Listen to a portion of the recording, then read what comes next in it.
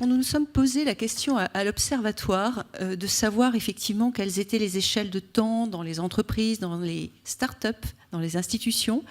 On s'est demandé effectivement si l'échelle de temps pouvait dépendre de la taille de l'entreprise ou de sa jeunesse en termes de création. Là, on a vu, ce n'est plus tout à fait une start-up, Le Bon Coin.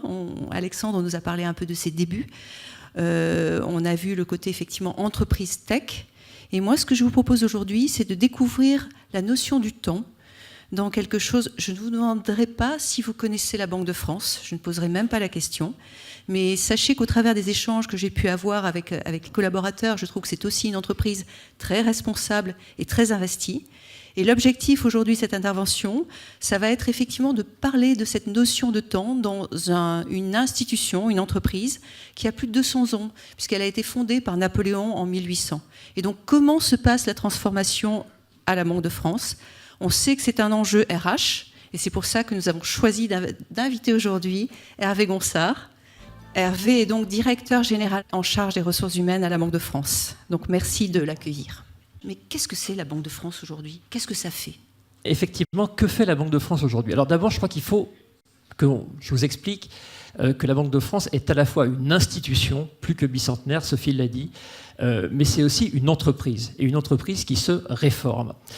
Elle a par ailleurs une autre nature hybride, c'est que c'est à la fois une institution de la République, de France, elle rend des services à nos concitoyens, à nos entreprises, à nos banques, mais c'est aussi une entreprise de l'eurosystème, un membre de l'eurosystème. Donc elle a, comme le dit notre gouverneur François Villeroy de Galhau, la tête en Europe et les pieds en France, dans les territoires. Alors pour ce qu'elle fait, Sophie, on le résume souvent par une formule mnémotechnique qui est celle des 3 S. D'abord, effectivement, elle s'occupe de la stabilité monétaire. Alors, vous savez tous que c'est la BCE, aujourd'hui, qui décide, qui prend les décisions de politique monétaire, mais c'est bien la Banque de France qui les applique. Si BNPP, par exemple, vient chercher des liquidités, elle ne va pas les chercher directement à la BCE, elle vient les chercher à la Banque de France. Et par ailleurs, je signale, puisqu'on parle de monnaie, que la Banque de France également continue d'imprimer, de fabriquer le papier et d'imprimer les billets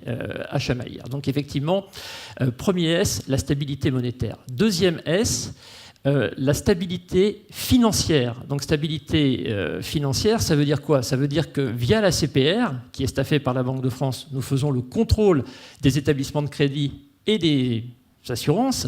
Et puis, par ailleurs, ça veut dire aussi qu'on veille à la stabilité macro-financière et notamment à la stabilité des systèmes financiers français et européens. Et puis, enfin, troisième S, nous rendons aussi des services à l'économie. Alors, quels sont ces services à l'économie? Eh bien, c'est, je vous le disais, évidemment, des services aux banques, qui sont nos contreparties, dont nous sommes le banquier, mais aussi des services à l'État, dont nous sommes également le banquier, même si depuis l'indépendance, nous ne pouvons plus, effectivement, lui accorder de découvert. Et puis, nous rendons des services également aux entreprises, parce que nous cotons les entreprises. Les banques, effectivement, en fonction de la cotation, vont donner des conditions.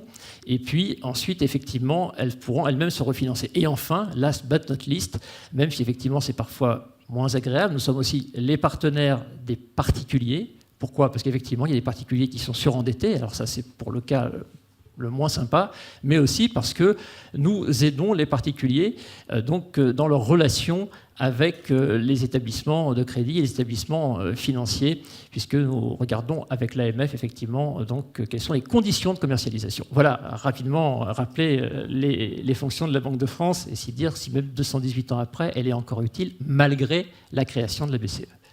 Alors moi, je vais être un peu provoque, mais vous n'avez pas de clients.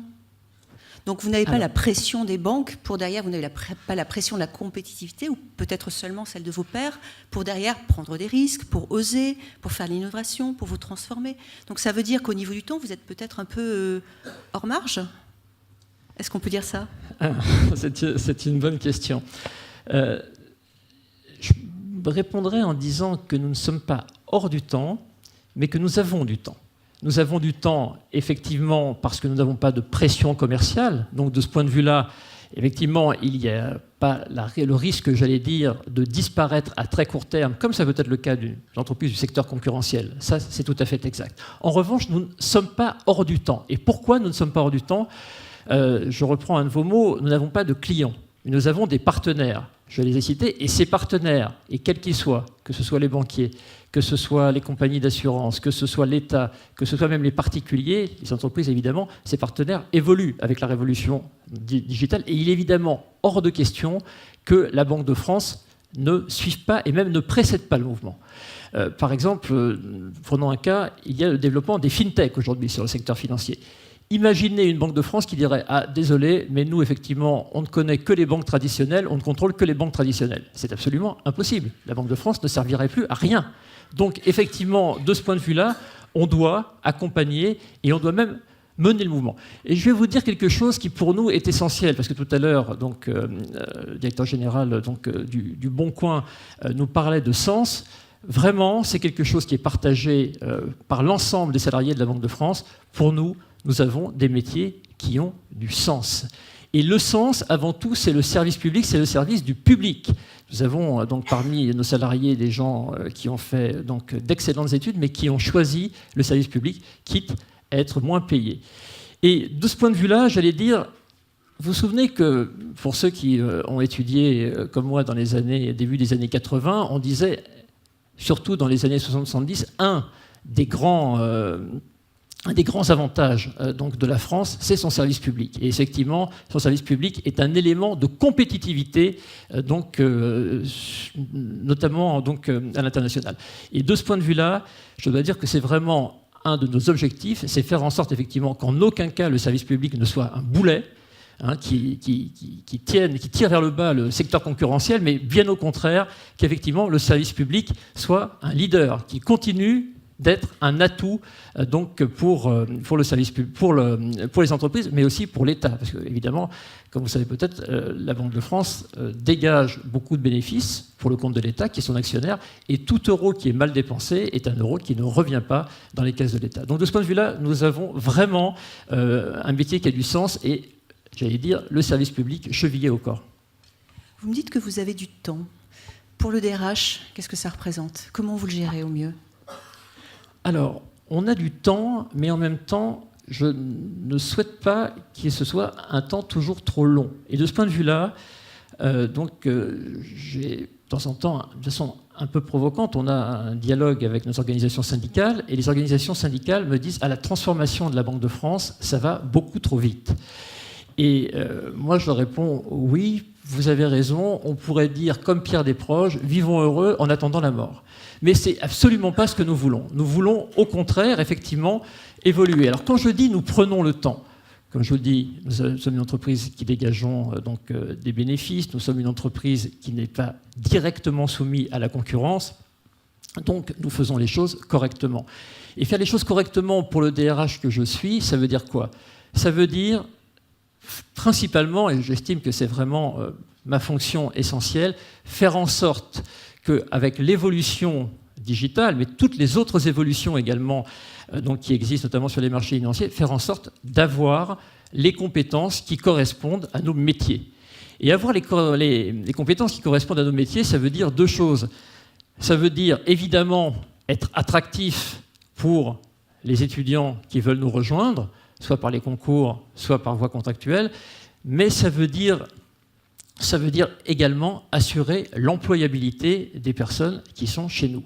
Et c'est vrai que toutes les réformes, notamment digitales, de temps en temps, sont difficiles, notamment pour les plus âgés de nos collaborateurs, à assumer.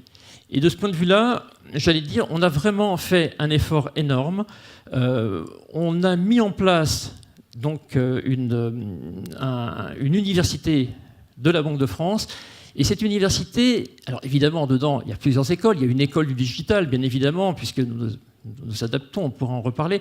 Mais il y a aussi une université du management. Parce que, je disais, on a effectivement parfois des difficultés, une certaine stabilisation de certains salariés pour s'adapter, mais aussi des managers. Parce qu'effectivement, avec les évolutions que crée notamment le digital, notamment le travail à distance, on a souvent des managers qui doivent effectivement être soutenus. Et c'est ce que nous appliquons à faire, notamment en ayant créé peut-être la plus importante parmi nos écoles au sein de l'université, qui est l'école du management. Et de ce point de vue-là, on va vraiment, on met tout en œuvre pour effectivement que les managers se sentent soutenus dans cette révolution. Là, on s'inscrit vraiment dans la durée. En général, on considère effectivement qu'une entreprise fait sa transformation sur une bonne dizaine d'années. Donc là, est-ce qu'il y aurait d'autres projets que vous avez mis en place dans le cadre d'une échelle de temps plus rapide et sur laquelle vous constatez déjà des impacts ? Vous mesurez presque des impacts. Oui, alors il y en a deux dont je pourrais vous parler. Effectivement, donc on a mis en place un réseau social d'entreprises qui s'appelle Agora, qui a été mis en place il y a 4 ans. Et qui a déjà, j'allais dire, des bons résultats. La Banque de France est encore aujourd'hui 12 000 agents et il y a 9 500 personnes qui sont membres donc, de ce RSE. Alors évidemment, ils ne se connectent pas tous les jours, mais nous avons effectivement une connexion régulière donc, d'au moins 3 000 d'entre eux, qui sont vraiment les usagers donc, les plus réguliers.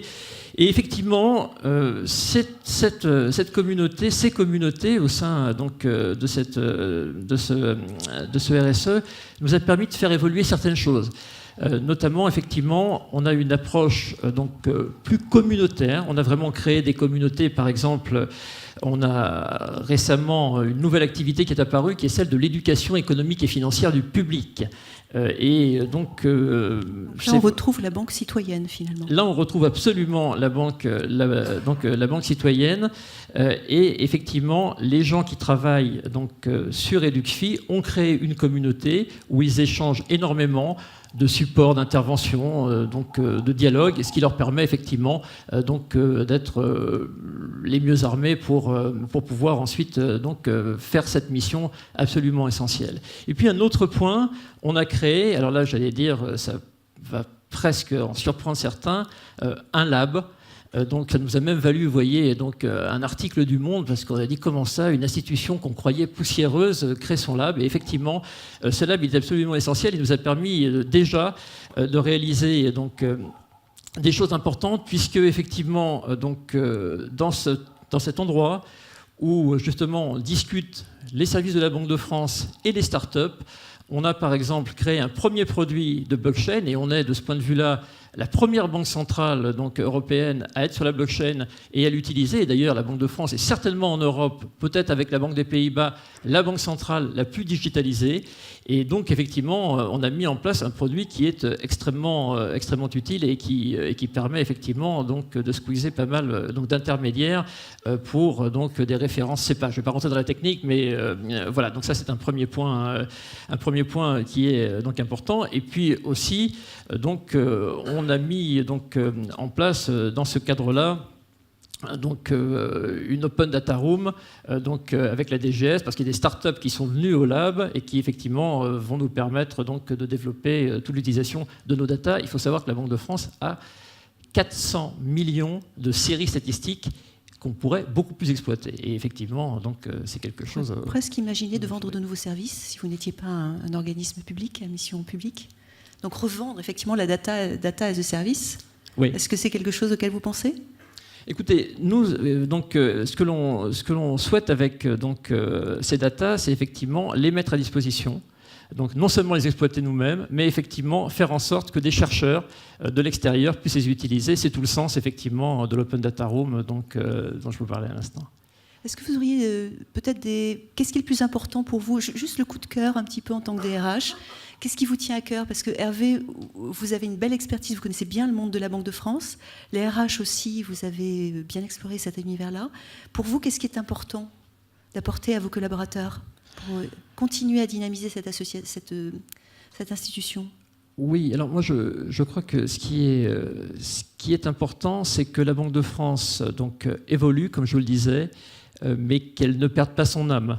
Et donc ça, c'est quelque chose auquel on s'applique tous les jours, c'est-à-dire effectivement avoir une Banque de France, je vous disais, totalement en phase avec ses partenaires, qui ne soit absolument pas pour eux un boulet, mais qui en même temps garde son attachement aux valeurs humaines et aux valeurs citoyennes qui sont les siennes depuis très longtemps.